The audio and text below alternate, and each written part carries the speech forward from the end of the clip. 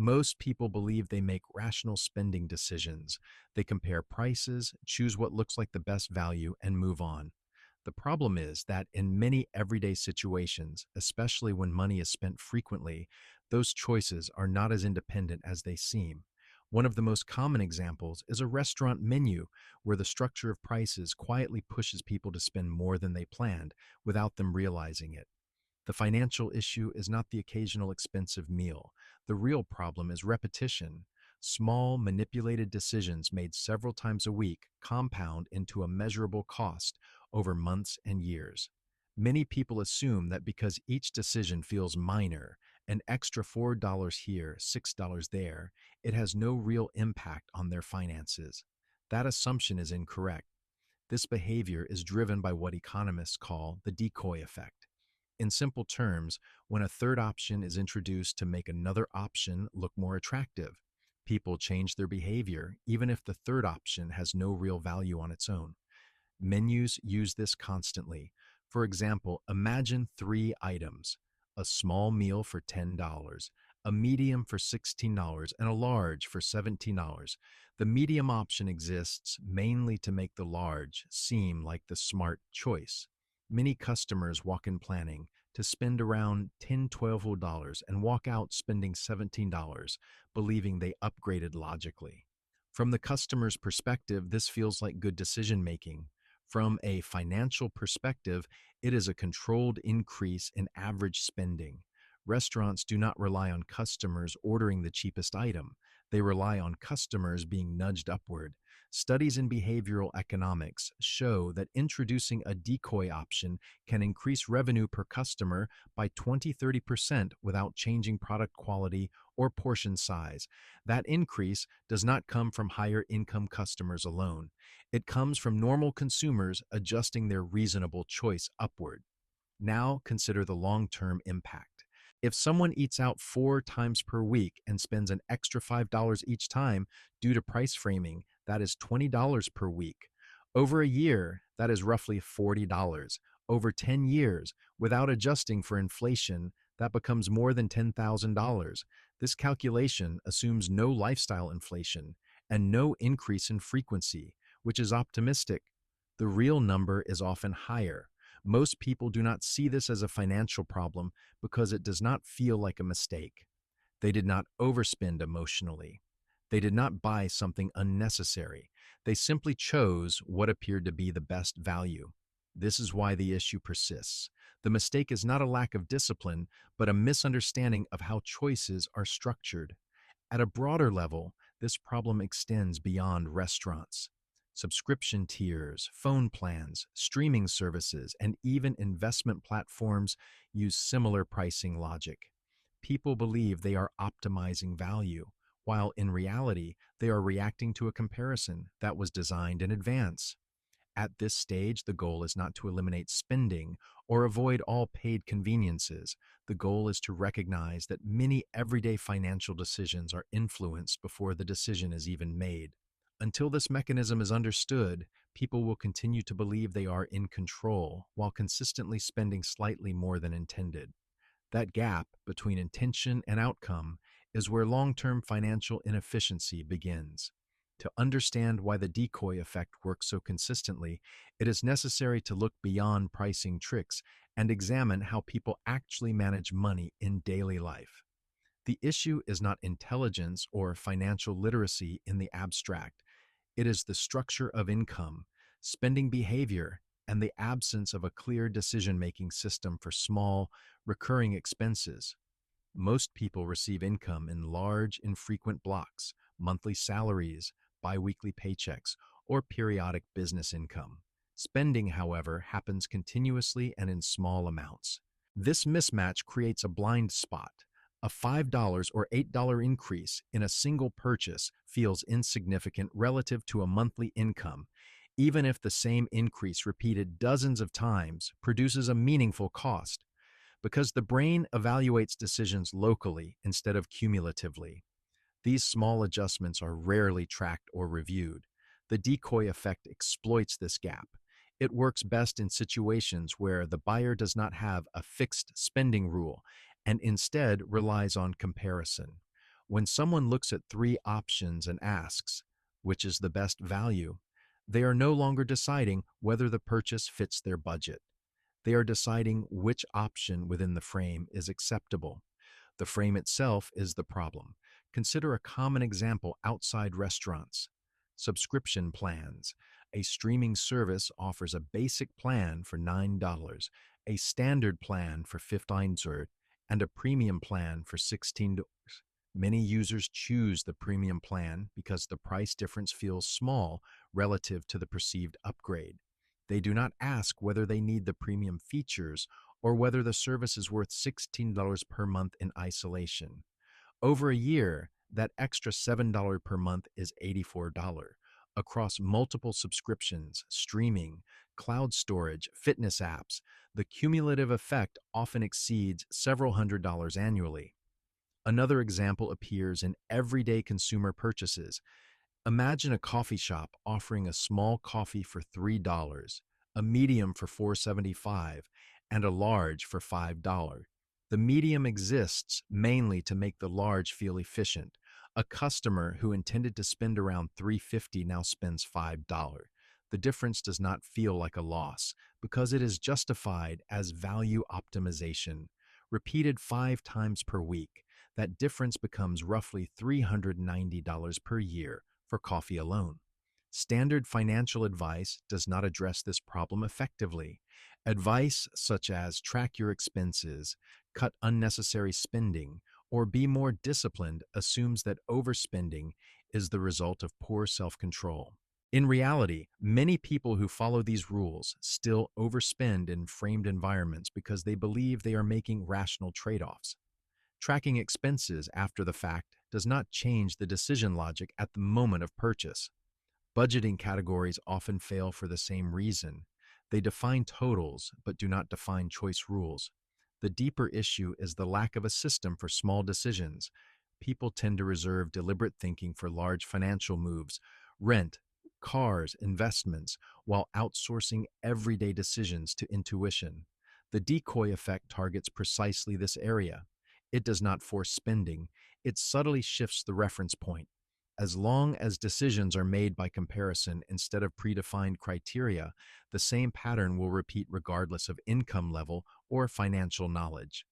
Understanding this mechanism is critical because it explains why people can feel financially responsible while still experiencing slow, persistent leakage in their finances. The problem is not isolated purchases, it is a structural weakness in how everyday financial decisions are made. The first major mistake most people make is believing that small financial decisions are not worth structuring. Many assume that only large expenses and investments require rules, while everyday purchases can be handled intuitively. In practice, these small decisions represent the highest frequency of financial activity and therefore carry the greatest cumulative impact. When spending decisions are made without predefined limits, the decoy effect quietly pushes the average cost upward over time. The second mistake is evaluating choices relatively instead of absolutely. People compare options within a menu, a pricing table, or a subscription page rather than asking a simpler question: is this purchase worth this price to me? Relative comparison feels rational, but it shifts attention away from the actual cost. Once the reference point is manipulated, the final decision is already influenced. This pattern repeats across many categories: food, digital services, travel upgrades, and consumer electronics. A third mistake is assuming that higher income solves the problem. In reality, income increases often amplify the effect. When earnings rise, tolerance for small price differences increases as well. What used to be a $3 upgrade becomes a $10 upgrade. The structure of the decision stays the same. Only the numbers change. Without a system, spending scales with income and the efficiency of each dollar declines. The long-term consequences become visible when these behaviors are projected forward. Consider a conservative scenario. A person overspends an average of $15 per week due to frame choices, slightly larger meals, upgraded subscriptions, and small add-ons. That amount feels negligible in isolation. Over 1 year, it equals approximately $780. Over 10 years, it becomes $7,800. Over 20 years, it reaches $15,600, excluding inflation and opportunity cost. Now include opportunity cost. If the same 780 per year were invested at a modest annual return of 6%, after 10 years, it would grow to roughly $10,300. After 20 years, it would exceed $28,000. This difference does not come from aggressive investing or high risk. It comes from eliminating a recurring inefficiency. The cost of framed spending is not only the money lost, but the future value that money could have generated. To highlight that income is not the core issue, compare two scenarios. In scenario A person earns $60,000 per year and has no system for everyday decisions. They consistently accept framed upgrades and spend slightly above intention. In scenario B, a person earns $45,000 per year but applies strict decision rules to recurring expenses. Over time, scenario B often results in higher net savings and more investable capital despite the lower income. The difference is not discipline or effort, it is structure. Over 5 years, the impact may feel modest. Over 10 years, it becomes noticeable. Over 20 years, it can materially affect financial flexibility, retirement readiness, and stress levels. These outcomes are rarely linked back to small daily decisions, which is why the pattern persists. The central conclusion is that the decoy effect does not create financial damage through one-time mistakes. It operates through repetition. Without a clear decision framework, people systematically accept higher costs while believing they are optimizing value. The problem is not how much money is earned. It is how consistently decisions are made when choices are framed by others rather than defined internally. The practical solution to the decoy effect is not to rely on stronger willpower or better instincts. It is to remove comparison from everyday financial decisions by introducing fixed rules that are defined before the choice appears. This shifts decision-making from a reactive process to a structured one. The core mechanism is simple: define absolute limits and default choices for recurring spending categories. Instead of deciding between options on a menu or pricing table, the decision is made in advance. When the choice appears, it is either within the rule or it is not. Start with frequent spending categories where decoy pricing is common: eating out, subscriptions, transportation upgrades, and small consumer purchases. For each category, define a maximum acceptable price or default option. For example, a rule might be, when eating out alone, I do not spend more than $12 on a meal.